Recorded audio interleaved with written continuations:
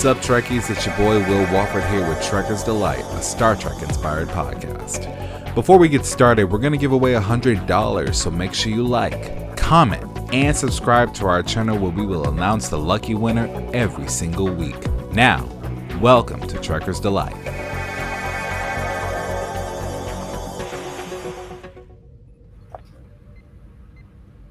Okay, welcome to episode 8 of What If. Today we're joined with Marie Brownhill, William Wofford, and Donald Brady. We have an amazing setup for you today. Let's get started. Guys, thanks for entertaining us today. Today we have a special guest host, Donald Brady. Of course, we have Marie Brownhill. Marie, say hi. Hi. William, how are you, buddy? Hi. He said too. Donald, how are you? Doing good. That's great. That's great. So I can't got real words, man. I want to do over. Go for it. No, it's fine. Today's show is very chill. We have an interesting setup, and I'm gonna let our guest host Donald kind of intro it. We're gonna throw to a few set pieces and stuff. But Donald, what are we talking about today? Obviously, it's scrolling here at the bottom and stuff. But if you could just throw us a quick setup to some of the ideas that you're bringing forth, we'd appreciate it. Yeah, my basic concept was, and I started thinking about this on the first couple episodes, was that humanity is responsible for their own fate, and that was always their true fate, to lead a dystopian reality. And basically that Q intervened for his friend Picard, his one friend in the universe, and he did that a long time ago. And now we're seeing the repercussions of that. Maybe perhaps a continuum is realized, and so he had to set things back. Wow. That was my initial theory. So I originally saw you on Facebook, where I saw this message. I have a theory. I could be wrong. What if the dystopian future we see now isn't because of a change Q made, but rather it was always humanity's true fate? This is, of course, in reference to Star Trek Picard. The reason Earth had a brighter future was because Q, in his infinite wisdom and ability to see alternate trees of reality, was able to foresee what Picard could be. It was this that made Q decide to change Earth's fate. The Continuum has now realized what Q did, having assumed humans went back in time and did it themselves. Therefore, they forced Q to change it back so they could be judged on their own true merit. It's Q's friendship with Picard that is driving him crazy, knowing that he must condemn humanity and kill his friends. So Q did the only thing he could think of. He left Picard and a few allies their memories from the altered reality with the hope they'd realize where things were altered. They must fix things themselves to be spared a guilty verdict by the Continuum. I got to tell you, I was incredibly fascinated with this idea. So before we get started, and we'll introduce your original video of this, I'll throw it to Marie and to William to see your first reactions to this idea. My first reaction is, again, I'm always really uncomfortable with these concepts of destiny and like how in trying to place them on Star Trek, because Star Trek is very much not about destiny. The chosen one narrative is not something that we get. Which is nice. It's nice. And that's actually one of my real frustrations with this season of Picard, because, he is basically being inserted as the chosen one. I get it, again, like he's literally the eponymous hero of the series, but also there are better ways that this could have been handled. So I'm kind of interested to see how this theory is going to play out in this context. And by this context, I mean the context overall of Star Trek, which is, again, pretty hostile to destiny. Interesting. I think for me, in terms of the concept itself, I've always said it on this show that any ideas that the fans make will always be 10 times better than what we get on the actual show. It's the way it is. It's the way it's going to happen. I'm saddened in a way that I know this theory because I know it's not going to happen. Like, this theory is way too good. It would answer literally everything, and even tie it to the whole spiel Q gave Picard in the beginning at Encounter at Farpoint, calling them a savage race. I'm going like, damn, they came from all this, and you comparing them to conquerors. But if this was their alternate future, as it were, who's to say that Encounter at Farpoint was the point where Q just decided to come in and the change has already happened, but the rest of humanity didn't know. It's just to them, they've always lived that way. To them, everything for the past 200, 300 years was 200 years was just inserted memories. What if it was that? Now that would make sense, but then that would throw TOS out the window. But we're not going to do that. So I like that. I like the idea, but it makes me sad because I know that's not what we're going to get. It would be amazing, Jonathan. I was just going to say, now we're up to episode 9, and it appeared. And when I first came up with that, episode 2, and it does appear to be veering off in a different direction. So yeah, I agree. In a lot of ways, to be fair, it's been veering off for quite some time. I mean, Manny pointed out in a previous video that we're going back to 2024, the time of the Bell riots, and we're all like, "Oh my gosh, are we really going to engage with that episode? Like, is that it? Like, and then no." Not one bit. They mentioned the sanctuaries like twice, and then that was it. That was it. They tried to just jam so much. I think Marie made this point as well. Like, there's a lot of clutter. Like, there's only so much time, right, that you can do all of these things, and they lose a richness, a dimensionality if you don't. Like, you're just putting too much in there. In a lot of ways, this is a commentary on Star Trek Picard.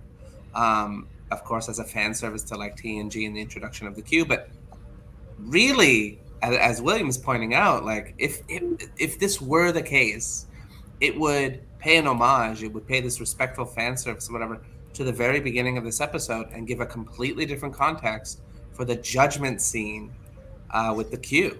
So I just thoughts, Donald? No, I agree. I had that same thought. I can't speak every thought, otherwise I'd be going on for 10 years, but exactly that I had that thought going all the way back to Farpoint, going back through when Q influenced Picard into being a blue shirt, and that's right. Going back to all the lessons he's learned. So yeah, I had that thought how it could tie in. Well, what if humanity, this is why they're judging humanity, This is it. I would be so spitting mad if that were the case. Like, just spitting mad. I don't think if so. Hold on. Okay. We'll get to you. Okay. We'll get to you. Because one of the really interesting driving points that thematically, again, and I'm going to use this word a lot, so, we're just going to go with it. Buckle up. Right? I mean, from TOS, right, one of the inherent ideas of Star Trek is that humanity makes a choice. And that humanity comes together, gets its shit together, and then moves forward. And if we have this whole situation where it's actually this semi-divine presence coming back and fixing it so that his buddy's okay, I think that cheapens TOS, and I actually think that cheapens what the message of Encounter at Farpoint actually is, which is that, yeah, we screw it up, but the point is we still move forward. And while I think that this season of Picard is, again, thematically a hot mess, that's one of the points that Guinan makes in her speech to Picard, where she's like, this is what you're interested in. You're interested in doing the work. You're interested in, even if it's painful, working through it and then trying to do better. And trying. I lost you briefly. Am I? We're all good. So Guinan, her speech, one of the things that Guinan... Right, so Guinan makes that wonderful speech where she's like, humanity internalizes the past and holds on to it, even if it's painful, and works through it, and then tries to evolve. And I think that's actually, if we're going to talk about links to Encounter at Farpoint, I think that's a better link than Q starting this whole process. Well, true. I just want to say the end part of my theory was that humanity does have to make the change themselves. So this is why Picard has to go back, and humans have to do it from themselves. It's kind of a end run around time. I forget what paradox that is, but they have to do this by going back, making the change themselves, and this is how Q's going to present it to the Continuum, saying, "Look, I didn't do it. I didn't even tell them to go back in time." So you're building off the line that Q gives us in his madness when he's talking about it's not the trap that matters, it's the escape. Yeah, exactly. Yeah. I mean, it would make sense because of all the lessons that Q has done by putting himself in certain parts of Trek, the universe, between different captains that we know are interconnected. We know are interconnected, right? Then that would, in a way, prepare Picard for this ultimate final test, which would ultimately give humanity the choice, like saying, like, Q's basically saying, I'm not going to make this decision for you, but I am going to input certain seeds, and you grow them, you manifest them, and we'll see if you are ready for the ultimate trial, which this, I'm assuming, is it. And then we still come back to this chosen one narrative, if that's the case. Because at that point, Picard steps into the shoes of making the choice for the rest of humanity. And like I said, that runs antithetical to the cooperative spirit of Star Trek. Like, the idea of Star Trek is that we all come together. That's certainly, we saw that in this most recent episode or season of Discovery. That's a lot of what drives TNG. That's certainly a lot of what drives TOS, is that we come together, use our strengths, and we move forward as a society, as a species, and we reach out in friendship and make connections with all of these other species. Like, that's the point of having having humans form the Federation. It's actually less that it's a human-centric version of history, of envisioning the entire galaxy. It's the point is that we are good at cooperating, and that's what we need to highlight. Now, that doesn't always work out the way it's supposed to, which is one of the things that we get pointed out to us by Klingons, of all people, in Star Trek VI.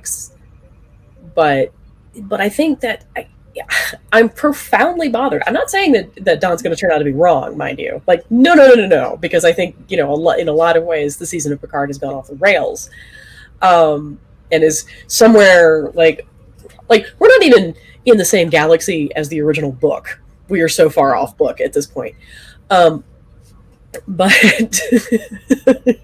well, I myself, I'm saying I'm wrong at this point because it's been evolving. No, honestly, okay. All right, let's do this. Let's have an opposite Treks moment. Oh dear. I actually wholeheartedly disagree. All right, bring it. And I will tell you why. I have proof. Where's your water? Oh, here's the man. Uh-oh. I didn't wear my glasses today, so I can't respond in kind. Right? I love it when you take off your glasses. It's just like, so let's think about it this way. There have been multiple instances where a single alien or a single human has been judged by a superior race. There have been time travel aspects that could, or even what we saw, even though it was accidental in Discovery, the fate of humanity was literally right there. So there have been moments where humanity's fate have always been in question, and it was up to a singular person. I would argue that in Picard's case, he is a singular story in a vast number of stories, which would come back to the theme of Star Trek of everyone working together for singular cause. Now, if you just happen to be the one that fate lands on you, and you gotta do stuff to make humanity survive, then it's your story to be told. It happened in Voyager, it happened in Deep Space Nine, it happened in Enterprise multiple times. With time travel, they done screwed it up. The voyage home, even with the whales. Like, I mean, there's multiple instances where it comes on a singular person to make a decision for all of humanity, but it's multiple people with multiple stories that making the same decision through different stories, if that makes any sense. So I'm gonna need you to flesh out that assertion. I got you. So okay, so you're saying that it's kind of antithetical to what Star Trek is about when it lands on Picard to pretty much help fix humanity. It use help.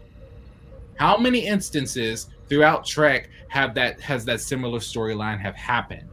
That's what I'm asking you. I'm asking you to tell me how that happened. How that happens? Because even if we look at the voyage home, literally what happens is the entire crew of the Enterprise comes together and uses their own special gifts in order to work together to getting the whales and figuring out how to get them home. But isn't that exactly what just happened here? Like, no one asked for a Borg Queen to be on the ship. They just grabbed the bitch and said, let's go. Like, come on. But then, like, if all of this comes down to a single point of Picard making a choice, of Picard making a decision, how is that the same? It's not. I mean, because it's like there have been literally every other episode is a humanity-saving episode. Like... It didn't, and that wasn't always the case. And I think that's actually something that's relatively new. Where, I mean, literally all of it just keeps coming back to we've got to save Earth, we've got to save blah blah blah, we've got to save all of this. Right. And it used to be, like yes, there was a lot of humanity saving moments, right? Like in the movies for sure.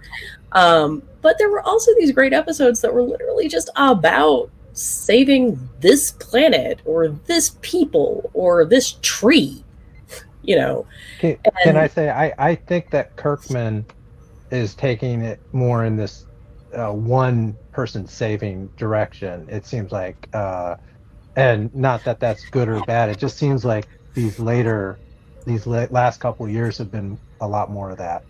Yeah, I definitely think you're right. I think there's been a new focus. I do think that, season 4 of Discovery has pulled away from that, and I certainly think Prodigy has, which is nice. It's really nice to see that kind of cooperative action because, we have Star Wars, guys, and I'm not saying that Star Wars is better or worse or whatever. We have Star Wars. That is the narrative of the Chosen One. I mean, whether you like it or not, right? I mean, it is, but there have been instances, especially time travel instances, where this has happened before. Like Enterprise is notorious for messing with concepts like that. I was going to bring up Enterprise next. Where they have information about the future, and how many times were there time travel aspects where they had to fix it when there was a duplicate Enterprise with their ancestors on it, which is pretty much Deep Space Nine. When Archer lost his memory and T'Pol had to fix everything. The list goes on and on and on. Now, I'm still not persuaded that it does. Okay. But I mean, I will defer on the concept of Enterprise. I will, but I will also argue that Enterprise is a very different show philosophically speaking, and that has a lot to do with Berman. I have real thoughts about that, but this is perhaps not the best time. Okay. I do want to make one delineation. If please, just one moment here. Yeah. I will often argue about that Enterprise, the Enterprise that we see, the actual show that we see, is not the show, is not the actual reality. What we see is the effects of the temporal Cold War, which went back in time. But I can also say, like, as a bootstrap paradox, that was always supposed to happen. And so it never not happened.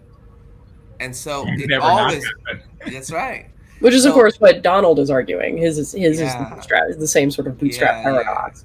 And that it was always supposed to be. So that's what I would say to you is that in the same way that Enterprise told the story of the temporal, he could have told the story without it, but they told the story with it. And so I think with Donald's version, he's telling the story with it, with that instead of without it, where some decision maybe is pivoting around a single human being. But I would also argue, to Marie's point, that it's a team that got him there. It may be this one personality that is really important, but it's also the team that is like Picard couldn't have done this all on his own. There was and again, I actually think, and this is blasphemy, I'm aware, but I think Picard himself is actually the weakest link in this season. But the wisest one. Come on. I gotta say, don't you dare! That's mine. You know what? I'll get some glasses one day. Donald, go ahead. Oh, I was just gonna say, yeah, Maria, I hear you. That I kind of, I couldn't formulate that into words, but I kind of feel like he is the weakest link so far. Yeah. Maybe because they're saving the best for last. I know his speeches can be annoying at times, but he's literally the wisest one. I'm not even saying his speeches are annoying. Like, again, I am the right age where I was watching Picard and learning my moral character from Captain Picard, and I will tell you, yeah. I am here for a Picard speech, 100%, and I will sit there and listen and accept that wisdom and go on. But it's just the problem is that we're not getting the same. Wow, this episode is literally turning into Marie ranting about Picard. I am sorry. No, that's what we're doing. But in TNG, right, there was enough Yeah, I know. There was enough invested in making Picard's speech not only make sense in terms of the episode, but also have the impact that it needed, have the weight that it needed. And I'm still super frustrated by the fact that literally he gives this random ass speech to Fox Mulder from Wish, and Fox Mulder from Wish is like, okay. I mean, I guess maybe that's what happens when you buy your like crazy conspiracy FBI theorist from Wish. I don't know, but it just didn't make sense to me. I mean, I'm also not letting that go. Maybe that story is a subplot distraction from the real story at hand, which is what Don was talking about the entire time.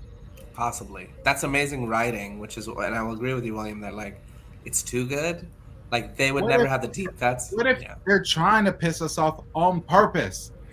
Now, this is better writing than they could ever hope to do, so I'm just throwing this out there. But what if they're trying to piss us off on purpose just to have a smooth landing right back to it and realize, so y'all got mad just like y'all got mad at season 1 of Discovery when really we were following Trek lore the entire time. Y'all just weren't paying attention. It's possible. I hope so. Like I said, I want to be wrong. I want this episode that's coming on Thursday now to just blow me out of the water. To your point, Marie, that will never happen. That kind of writing will never happen. Now we are. Are you telling me that I need to go cuddle Spock Bear now? Probably, but so we are at the point where knowing that Patrick Stewart is going to be aged out, and season 3 is here coming to an end. We're content, and I'll even say that we're even thankful that we're even arguing about this in the first place. Like this is good. This is good. Like I would rather. I think we can all say that that we're happy that this is even here at all, even though it's not very good. Even I'll admit. Yes. It's not very. Even good. Terrible pizza is still good. It's like having your favorite. It's like having your favorite band come back and doing one more album. Like just one more. It ain't got to be good. You ain't got to understand it. Just the fact that they did it, kind of like the Expendables movies. All 3 of them were shit and trash, but you were just happy to see them all together. Like just so we can have that foundation. Now, as far as writing goes, I hope. I'm not gonna say I think. I hope that they're playing us, even though they're not.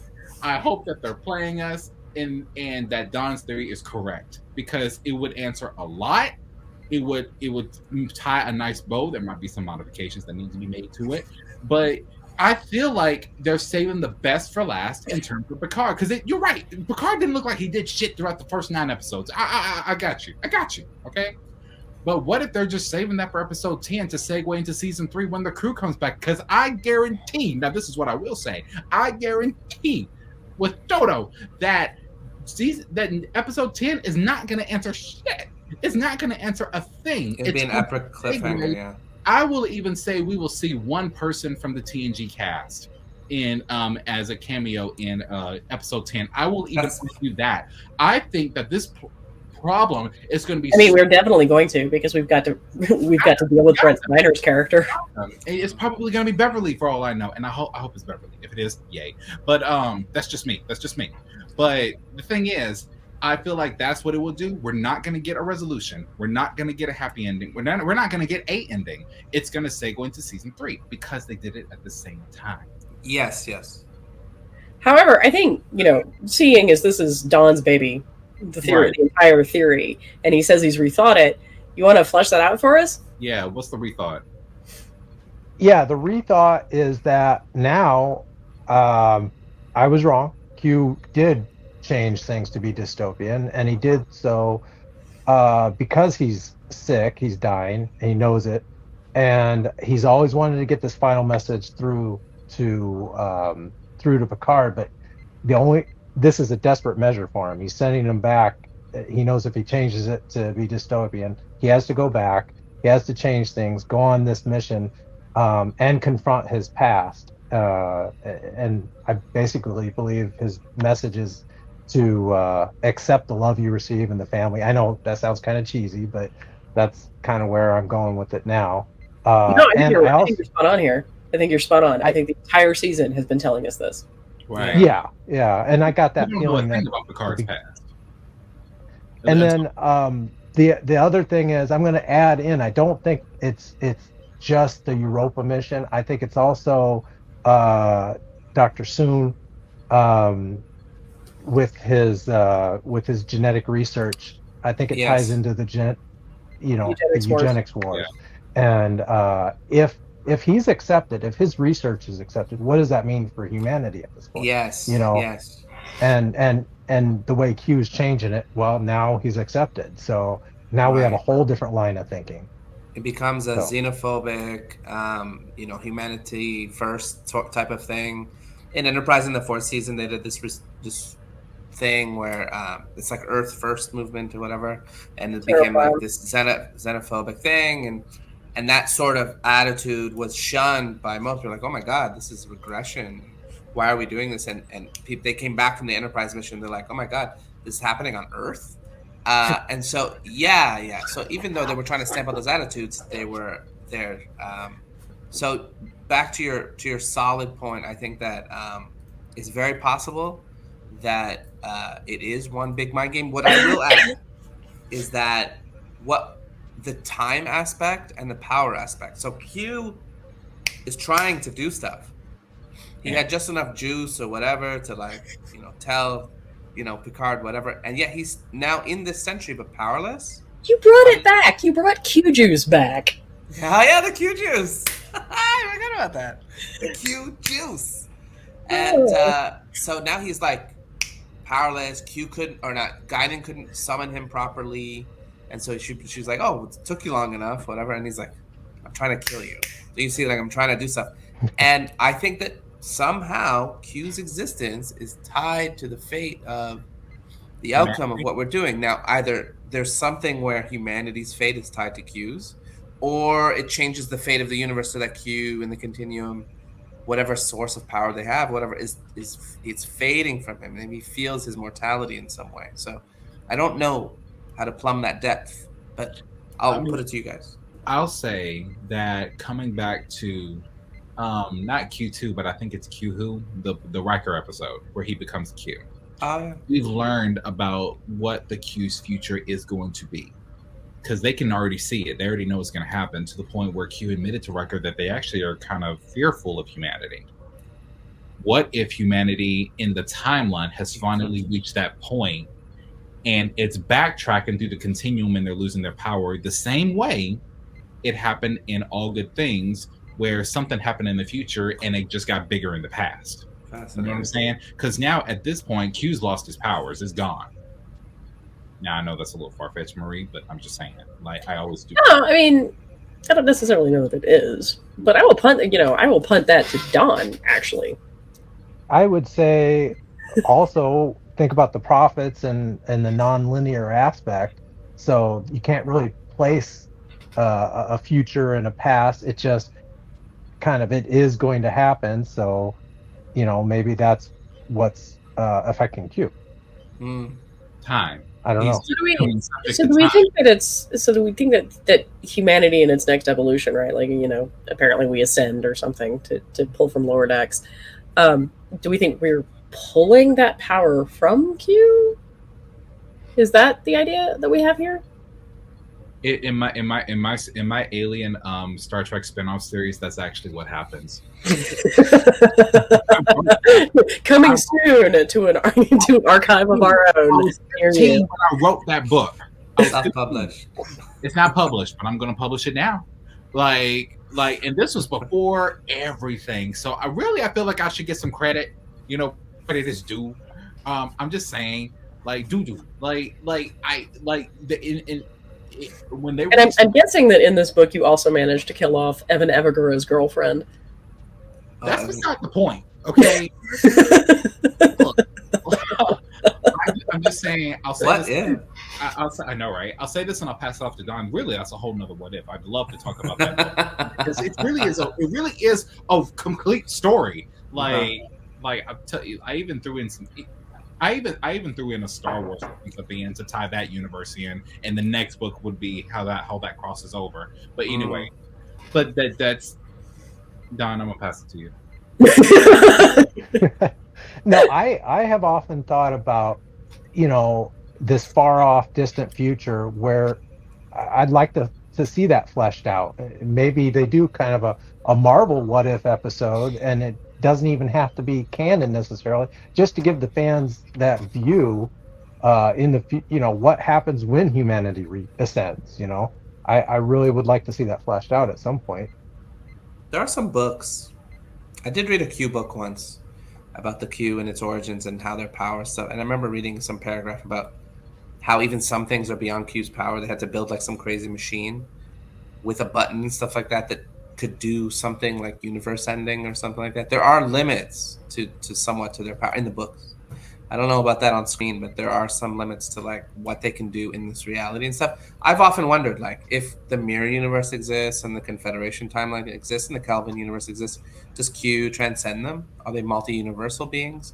Are they aware of those other universes and stuff? Can they pull from those things and be like, yeah, we know this is happening, or like the Kelvin verse or something like that? But is there a Q there?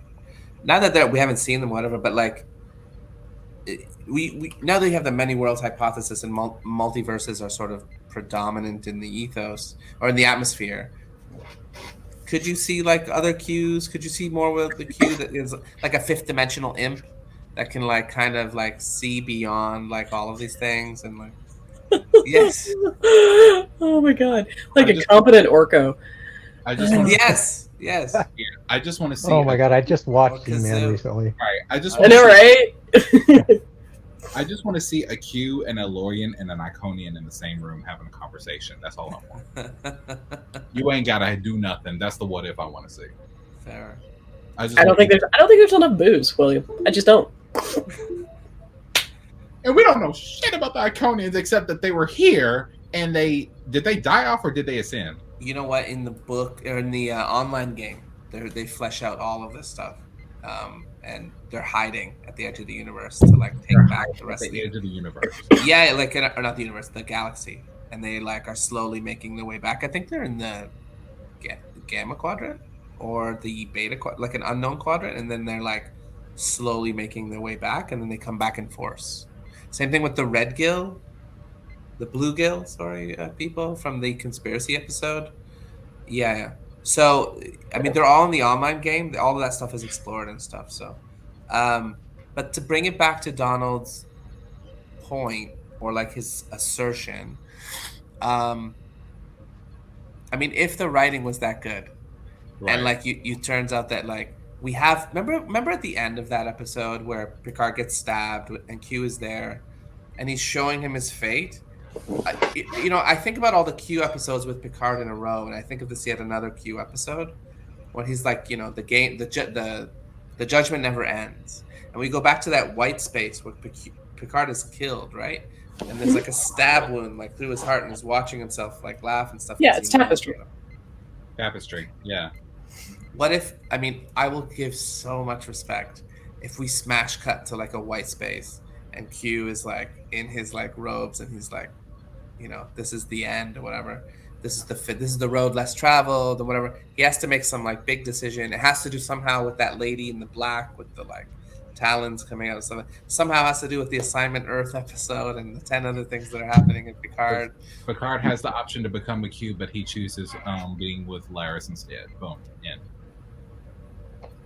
And So the Laris thing, oh my god.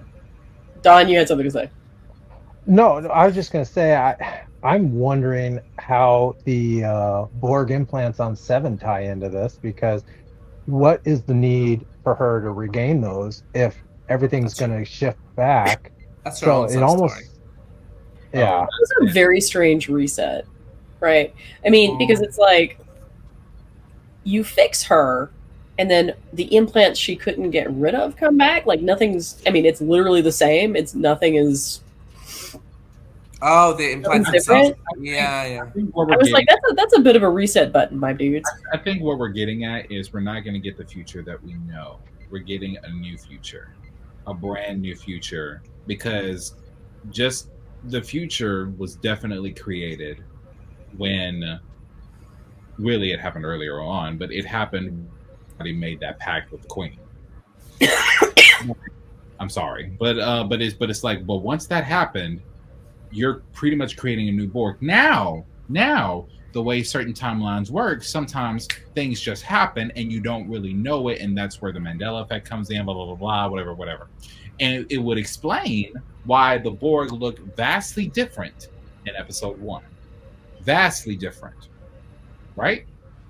They looked more like, since when does a Borg Queen wear an ambassador robe? Because I ain't gonna lie, this looked a little formal to be on that ship. I was like, that's a nice robe and everything. That's looking all nice and pristine. Like, why do you care about how you look? You just want to assimilate people. Because it took me to Total Recall, honestly. It did. I'm still waiting for the like the smash cut to the time shift relativity, and like somehow like the time police where they show are up. Or maybe they were shut down by the temporal accords. I don't know. You know, later in the 31st century, and they talk about, you missed all that time travel stuff when Book said it, and he's like, oh, you're obviously not from around here. And there's some, or the Federation guy who said it, I think it was Kovich, you missed all the temporal Cold War, temporal stuff. Maybe that was like tied off and they don't have time travel anymore. It was like sort of forbidden, but we're dealing with like a time travel episode, and there's an established Federation time travel branch, and nothing is popping up. So what's happening? I know. It's illegal. It's weird, right? It's almost as weird as the fact that there's apparently no Robert in this universe. Nobody cares. So help me here. It's illegal. So I guess the loophole that they found for this season is it's illegal for anyone in this known galaxy that is mortal to do any time traveling escapades. Period. Because apparently in the 32nd, 31st century, they can see whoever does it from then on. But since Q had a hand in doing this, it kind of bypasses all of that. When it comes to time travel, there's no, because everything could happen anytime. If you're in the 27th century in a time travel ship or whatever, somehow something in the 31st century is impacting you. It's strange. I don't know. It's purposely vague because you can't say those events didn't happen and they can't continue to happen, because in that time when time travel exists, you go to any time and space or whatever, projected forward, it's not consistent. And we've seen Trek movies and episodes where not only has timelines been reset, but they've also branched off. Yeah. So it's like, I don't even know where we're going. Okay. Well, I'm gonna give you guys your final thoughts on this. I think it's been a really great conversation. Let's start with Marie. Do you want someone else? No. My final thoughts. I mean, I think this would be really interesting, and I really like this as a theory, maybe for another property, because this, I guess I am too personally invested in this cooperative action ethos for Star Trek, and the idea of Picard as a chosen whatever, him getting to step into the shoes of being a decision maker for the rest of the world and all of humanity's future kind of doesn't sit particularly well with me. I think it would have been a much more interesting show if we had done something similar to this. It's bold. But we've clearly explored the fact that I am somewhat dissatisfied with the way that season 2 is going. That's okay. William, go ahead, buddy. I'm not that disappointed in season 2 because I have to assume, from a filmmaker's perspective, this is not it. Yeah. This is not it in no way. And so through that lens, I concur with Marie. Season 2 was a crock of shit.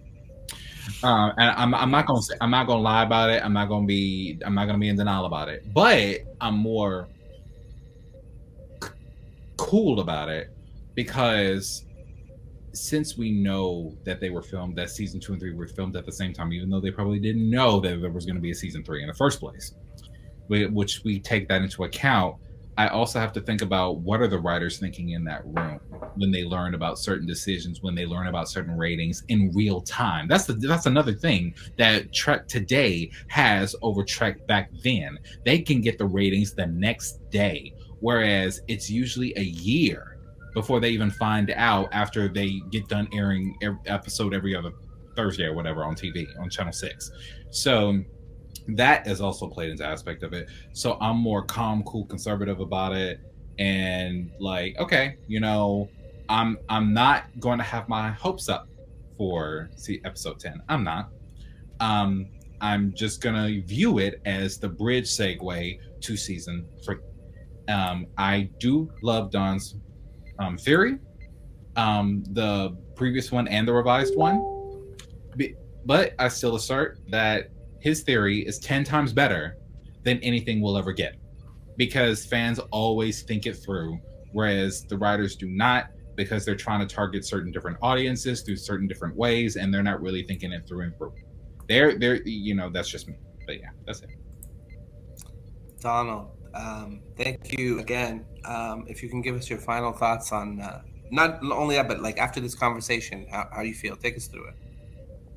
Well, I agree with Marie. Picard was my bread and butter as a child. I was born in '77, so I really grew up with that as kind of my moral base. So I agree in this working together as a cooperative, and that really is the theme of Star Trek. And I would like to see more of that. It just seems like we're veering off in other directions, but I'll also say I love William's aspect about the band getting back together, because I have this love for Picard, and just the fact that he's back on screen, it means everything to me. So I'm willing to forgive some of these other concepts. So that's great. I'm really happy that we were all. What I would say, I usually don't actually throw my 2 cents at the end, but what I will say is that the idea is too good to be. It just, as William would say, that they would never have come up with this idea, because it's first of all would be just so well written. It really would be such a huge payoff if we could smash cut to that white space again from that thing where Q is somehow pedantically teaching him a lesson, and we got a classic Picard moment. The problem that I find, honestly, with Star Trek Picard that's different from TNG is the pacing and the spirit. When you're in TNG, whatever, there's this wonderful joy about it. There's just the plodding along of being on a star. Sometimes it's super boring. Just like, it's not there for the thrills and chills of a space battle, although that's great. You're getting to learn these interpersonal relationships. You're getting to know the moral authority. You get to see these amazing conversations between the discourse of the characters. The characterization is just so good. And I think that we want to see that revival of those types of amazingness feelings, and to feel like the story is being told well. Like, we're less the flash and the sizzle. We're not Star Wars. Sorry, Star Wars people. There's nothing wrong with you. It's just that we're here for this other thing, and to have written it this way would be so mind-blowing as an idea, which is why I really was inspired by this. So I want to say thank you again, Donald. Thanks for proffering this. Marie, thank you so much for being here. Thank you. Yeah, no, seriously, thank you, Donald, for coming and joining us, and certainly feel free to come back and play in our sandbox. It was so nice. Yes, because I love your theory is it's plausible, it's good, it's Trek enriching. And honestly, I would love to like expand on that universe in another What If episode. Like, even though, like I said, I know we'll never see it on screen, but at least we can see it on the screen. I think it'd be really interesting to come back to this and revisit this whole conversation after this week's episode. Yeah. Okay, and then see where the theory might take us into season 3. Yeah. And we'll get to see if you're right, William, about the about nothing being resolved. I have a feeling you probably are. They're not going to resolve a thing. They're not. Yeah. Epic cliffhanger. Yeah. Okay, everybody. Thank you so much for joining us, and we'll see you next time on Trek is the Light. Take care. Bye.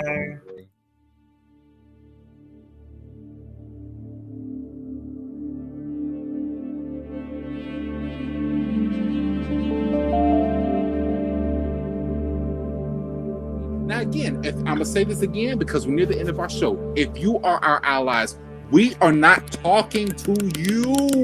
We are not talking to you. This does not... Okay?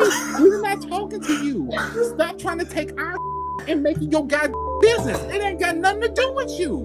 It ain't got nothing to do with you. Our experience of grief independently. Bruh. Yes.